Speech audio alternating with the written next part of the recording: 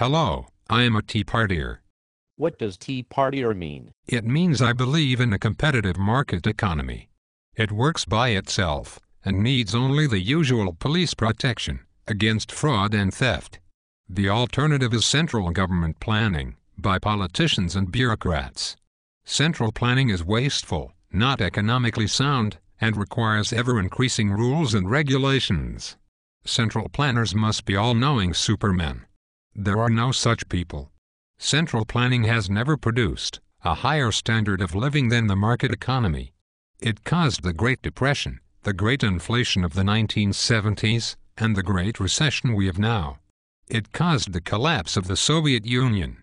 Central planners at the Federal Reserve are now printing enough money from thin air to cause another great inflation. I do not believe in the fiscal and monetary policies of the economist John Maynard Keynes, which dominate Washington. They are just deficit spending, artificially low interest rates, and inflation. They produce short-term gains for some and harm everyone in the long run, as we are now seeing. Our basic freedoms are threatened by central planning. I wake up every day and do not feel my basic freedoms are threatened. Did you notice when you woke up today that there is a recession? The recession was caused by capitalist greed. It was caused by central government planning. The Community Reinvestment Act lowered lending standards. Fannie Mae and Freddie Mac hid mortgage problems with false accounting. The Federal Reserve lowered interest rates to stimulate the economy, creating a boom based on debt and bubbles in the housing and stock markets. A boom based on debt is always followed by a recession. Bubbles always burst.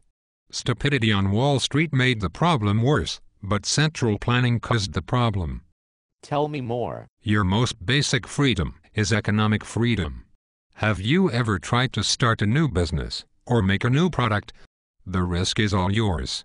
If you make a profit, tax takes so much of it that you do not have enough capital to grow your business. That makes it difficult for new small businesses to compete with big business. Heavy regulations decrease your profits. It decreases competition, incentive, and production. It reduces economic choice. Then you need government incentives. I need the government to get off my back and out of my way. I like the market economy, but it needs a little help from deficit spending, low interest rates, inflation, subsidies, price controls, bailouts, increased minimum wages, increased union power, and taxes on the wealthy. That is central planning. All those things are not economically sound, and they are not necessary. We need deficit spending and inflation to recover from recessions. The economy recovers in spite of those things, not because of them. Jobs created in one part of the economy by government spending are paid for by job losses in other parts of the economy. Government just picks winners and losers and tells you to only look at the winners.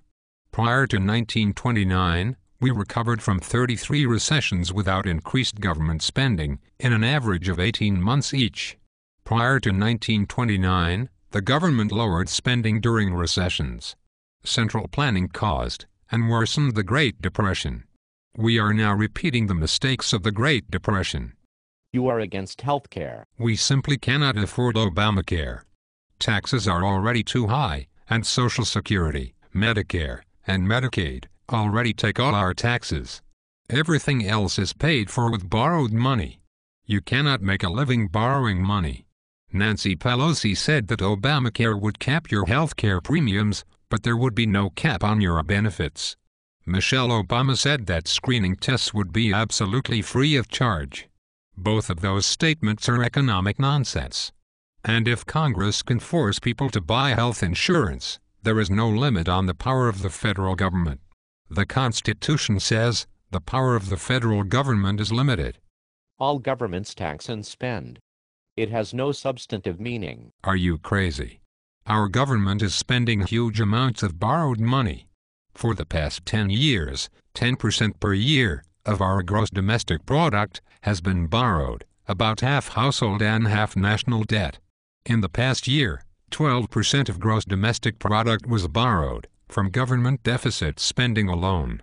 We have $13,500 billion of national debt On top of $14,000 billion of household debt and a $14,000 billion economy. We spent $400 billion per year just on interest on the national debt. We have a debt crisis. That has substantive meaning.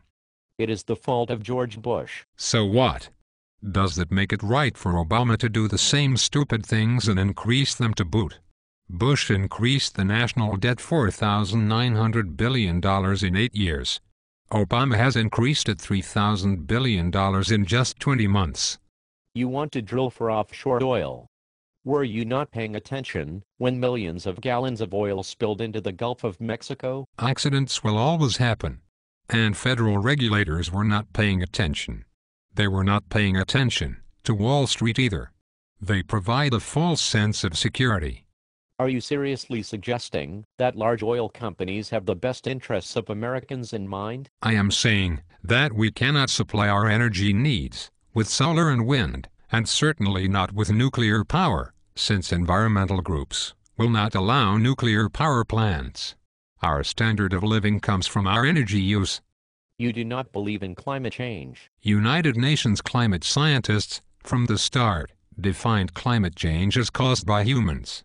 They defined climate variability as caused by nature. But it is semantics. The two cannot be distinguished. The United Nations just says that anything they do not like about the climate is caused by humans. That does not make it true. In the past 10,000 years, there have been 2 periods of global temperature as warm as now. About 2,000 years ago, and about 1,000 years ago. The United Nations exaggerates the current temperature rise by comparing the current temperature to a temperature at the coldest part of the Little Ice Age in 1750. That was the coldest time period in the past 9,000 years. The main greenhouse gas is water vapor, not carbon dioxide. If you could totally remove carbon dioxide from the air, the greenhouse effect would decrease only 12%. Nature produces 97% of carbon dioxide. If human activity stopped completely, if every human being disappeared, the greenhouse effect would decrease 0.5%. Obama's cap and trade would do essentially nothing, except severely depress our economy. The computer model, which produced the famous hockey stick graph, produces a hockey stick with random data. Science cannot be checked when United Nations scientists discard the data. The United Nations computer climate models do not even accurately match past data, yet they claim to have very accurate predictions for 100 years from now. Those predictions cannot be checked. And all United Nations climate conclusions depend on the original definition that humans are responsible for climate change. Even their invention of radiative forcing depends on that. You hate gay people and Muslims and want to outlaw abortions. I do not hate gay people or care what they do. I do not hate Muslims, except those who want to kill me. But for Muslims, religion and government are one and the same. That is a problem in America. I don't care if women have abortions, that is for them to decide. I just do not want to pay for them. Surely progressives can fund abortions some other way. You are a hateful, deranged, un-American crazy, racist, redneck, teabagger. President Obama says that you are an enemy that I must punish. President Obama is the most mean-spirited president since Richard Nixon, and he does not know squat about economics. Next time you see him, please tell him to lighten up a bit. Tell him that Tea Partiers do understand those policies, we just do not like them. We do not like to be treated like children by a naive Ivy League intellectual who does not know what he is talking about.